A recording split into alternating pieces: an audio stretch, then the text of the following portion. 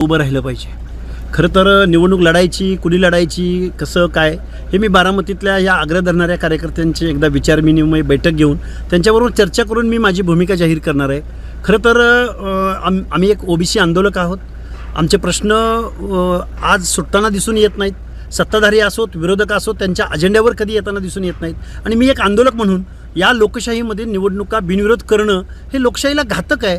त्यामुळे लोकशाहीमध्ये जर एखादी निवडणूक बिनविरोध होत असेल तर आम्ही आमचे प्रश्न मांडायचे कुठं? हे एक साधन असतं निवडणुका म्हणजे प्रश्न मांडण्यासाठी.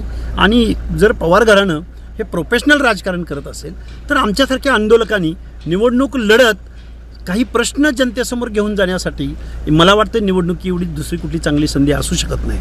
म्हणून निवडणूक कोण लढणार किंवा कोण असणार उमेदवार ह्याचं हे आम्ही नंतर जाहीर करू. पण कार्यकर्त्यांचा आग्रह खूप आहे एवढं मी तुम्हाला सांगू शकतो. बारामतीतून वैद्यकीय महाविद्यालयांची नावं बदलली आहेत, त्याबद्दल काय सांगा? हे बघा, मातोश्री अहिल्यादेवी होळकरांचं बारामती शहरामधील वैद्यकीय महाविद्यालय आणि सर्वोपचार रुग्णालयाला तत्कालीन मुख्यमंत्री एकनाथराव शिंदे यांनी अहिल्यादेवी होळकरांचं नाव दिलेलं होतं. ते नाव तिथं असताना, त्याचे बोर्ड तिथं त्या इमारतीनं लागलेले असताना, GR तसा असताना, तिथल्या अहिल्यादेवी होळकरांचं नाव तिथं असताना सुद्धा त्या आस्थापनेला स्वर्गीय अजितदादा पवारांचं नाव देण्याचं GR पारित झालं आहे. म्हणजे मग त्या आस्थापनेनं त्यांना कळवलं का की इथं अहिल्यादेवी होळकरांचं नाव बदलून आपण इथं अजितदादा पवारांचं नाव द्यायचं? हे आम्हाला पटलेलं नाही.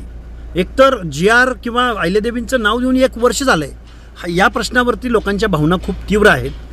त्यातले काही कार्यकर्ते बोलले असतील, पण मला अगोदर कार्यकर्त्यांशी विचारविनिमय करू द्या आणि मग आम्ही ठरवू पुढचे धोरण. बारामतीला कधी जाणार आणि केव्हा? बारामतीला मी आजही जाऊ शकतो, उद्याही जाऊ शकतो, कधीही जाऊ शकतो. बारामतीत माझा संपर्क नेहमीच आहे आणि चळवळीतले सहकारी आंदोलक खूप जण माझ्या बारामती परिसरामध्ये आहेत.